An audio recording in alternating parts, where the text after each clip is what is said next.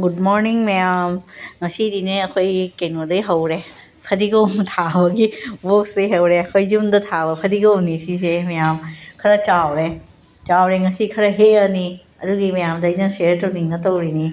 Basi keno uchek na di khara cha khare side ama. Akoy lana tawraga keno kupsalaga thammi ba. Adugi ano wana hawrabani si se. Sumai chawa phangadra phangmoidra khalamai ni. The Hojiti ole manasi su fajare. Hoji akoy sum test ji to na jingi na ngasi se akoy hekto e de khra khak sum hek ni ba tai di chahon na ba thammi ba angkamu lorga atopa box ama da mu keno to ni hungani asi akoy manam se nam nungsi bara nungsi darwa haina jengthoi ni phadiom su lopna maru mana de ba khra gina manam nungsi de khra gina nungsi se khra nammi ba jam henjana jam manam nungsi ba haina thaina ba da jam nungsi ba do oide jam nungsi da ba su oide hinjang da thaga hawai da ka thaga di sum phadiom manam namba hai do oya ba chamaga semaga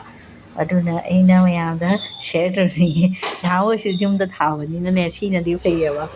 asi jam hawrani ba khodi akhoi chehi khodi gi thayaba last year gi su ai sum thangat khidre du di last year gi du di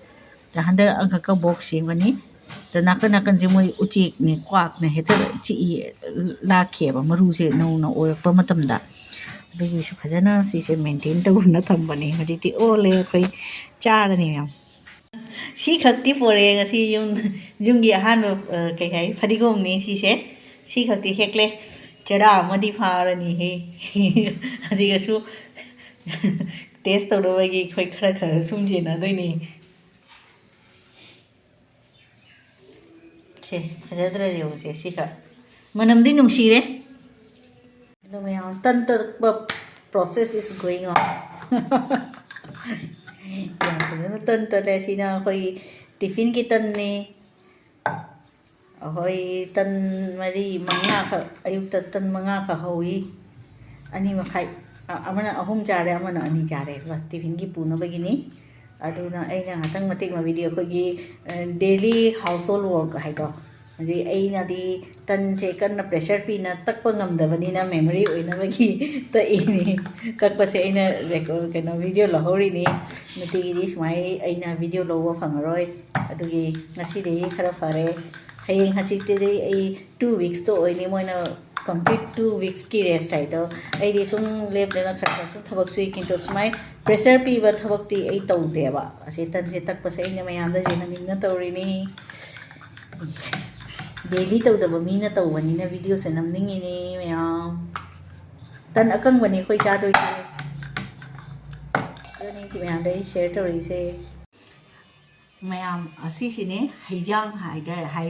lebu acho ba hai tare ko se haijang ko ye ba si se pani jami su le haijang hai su le lebu dumai su tori ko se lemon do adumai akhoi se mite de akhoi se haijang ko re si se si mayam aina maku se akhoi haribop ta khetra ne kang halam dai da dumai khara kheto e mayam su smai khet laga ne ase amuk ta di thanda loi di cha ba ngam moina aduna hoji akhoi hawai thong ga da ba hoji lebu se cha ga ne ba khara ati si de ina pra keno to ni dry kangan laga thamgani ba nungsa da photo kani ba adu loga keno achar sening ma mina si ma jare angamo sarbat thakning ba mi su jare kona hinja cha ka cha ba su sum jani asmai thamma di ma se mang de freeze thamma su kui da thamma su ma ki keno do mangsale idana aduna si se nungsa pha di si se dry to ba si piece ka ani maku se kheto pa tai na ta di kha gani ba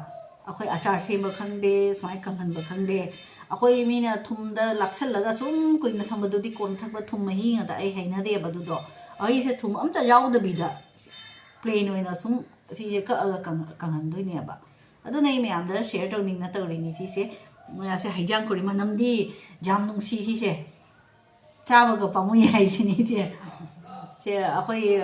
de bungong lak pa da aina video da ukhi da khoi ka kaw hi ni si se ma na pirek pani ani khatang palam ye last moi haijang se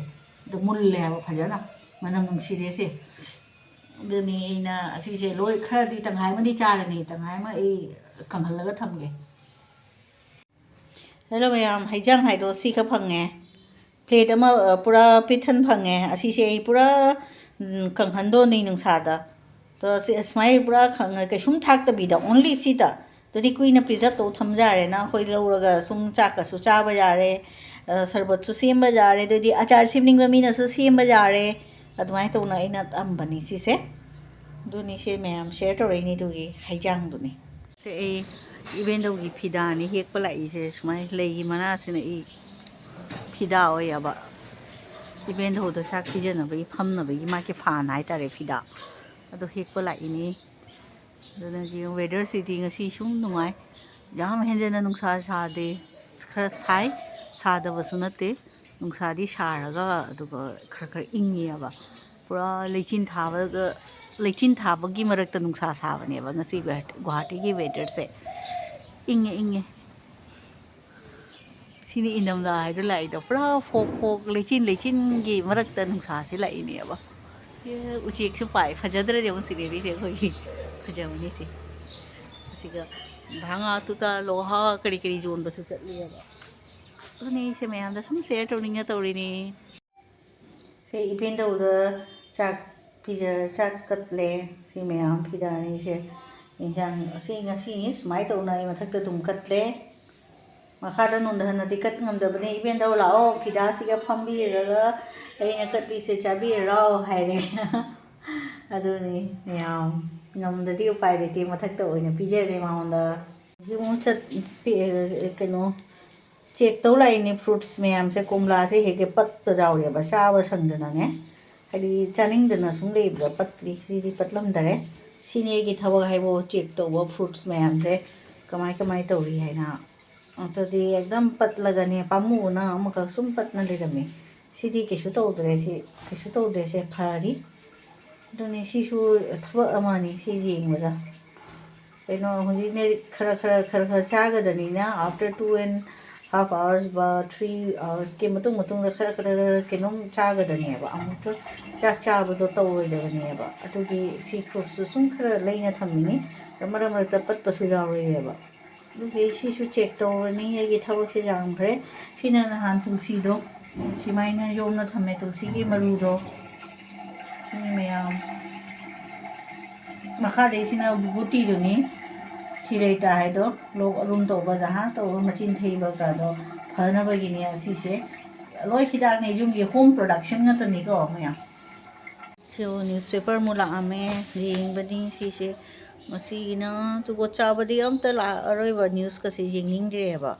सी हुई news paper ला आमे ma'am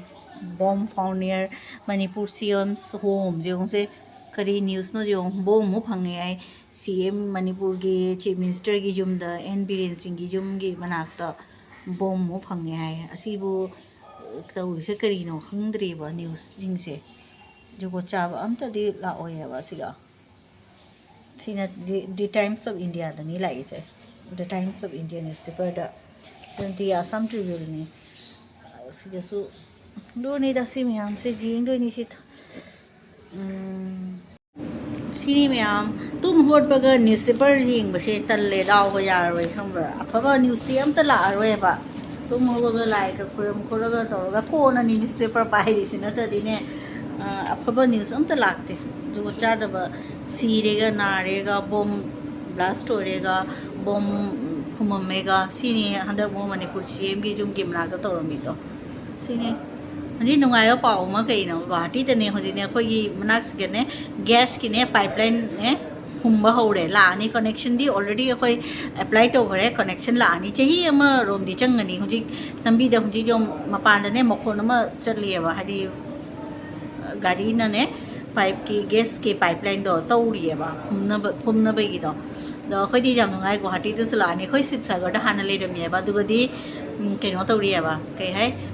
अदुगदी pipeline नि gas pipeline नंग क्या रक season हो any माने कइनुनिएबा अदुगदी police की नीना थादा लुपा चामता नंग एनी सीजन हो जहाँ पोत सांग थोनिंगे होने क्या खर्चा तोड़ी ओनली 100 द हुंजी की सिस्टम दी के योइने बा हुंजी खोई से गुवाहाटी तौरी से मोय इलेक्ट्रिक बिल पीबा दुमाइने मीटर बॉक्स अमा लेबा दुमाइने तौगनी हाय दुनी पाइपलाइन पुंबा होरे सोंदा अखोई सोन को नाकन द मुलानी सिनी मकोन याम हौरी से ngaraang na phone da tau khare da ngasi na siga mula e ꯁꯤꯅꯤ ꯑꯩꯅ ꯍꯩꯖꯥꯡꯗꯣ ꯂꯦꯕꯨ ꯍꯥꯏꯗꯣ ꯄꯥꯅꯤꯌꯝ ꯍꯥꯏꯗꯣ ꯑꯁꯨꯃꯥꯏꯅ ꯐꯧꯔꯤꯕ ꯁꯤ ꯅꯨꯡꯁꯥ ꯗꯥꯏꯔꯦꯛ ꯐꯪꯉꯦꯕ ꯑꯗꯨꯅꯤ ꯁꯤ ꯁꯪꯉꯤꯅꯤ ꯃꯌꯥꯝ ꯁꯦ ꯖꯥꯔꯗꯤ ꯑꯆꯥꯔ ꯑꯗꯨꯝ ꯁꯦꯝꯗꯣꯛꯈ꯭ꯔꯒꯅꯤ ꯀꯩꯅꯣ ꯃꯍꯤꯁꯦ ꯌꯥꯝꯅ ꯍꯣꯝ ꯍꯣꯝ ꯂꯥꯎꯗꯦꯕ ꯏꯪꯊꯝꯊꯥ ꯑꯣꯏꯅ ꯇꯧꯔꯤꯔꯥ ꯈꯪꯗꯦ ꯈ꯭ꯔꯪ ꯈ꯭ꯔꯪ ꯂꯥꯎꯋꯦ ꯑꯗꯨꯅꯤ ꯁꯦ ꯑꯩꯒꯤ ꯐꯧꯅꯕꯒꯤ ꯏꯁꯇꯦꯟꯁꯦ ꯌꯥꯝ ꯐꯖꯕꯅꯤ ꯁꯦ ꯁꯤꯔꯤ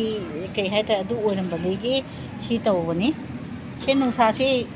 ꯌꯥꯏꯕ ꯑꯣꯏꯅ ꯁꯤ ꯁꯪꯉꯤꯅꯤꯁꯦ ꯃꯌꯥꯝ ꯁꯨꯃꯥꯏꯅ ꯐꯧꯔꯦ ꯐꯧꯕꯒꯤ ꯀꯩꯅꯣꯁꯦ ꯈꯤꯇꯪ ꯂꯦꯡꯕꯗ ꯍꯩꯗꯣꯛꯈ꯭ꯔꯅꯤ ꯑꯗꯨꯅ ꯂꯦꯞꯅ ꯁꯪ ꯂꯩꯅꯤ ꯑꯩ ꯃꯌꯥꯝ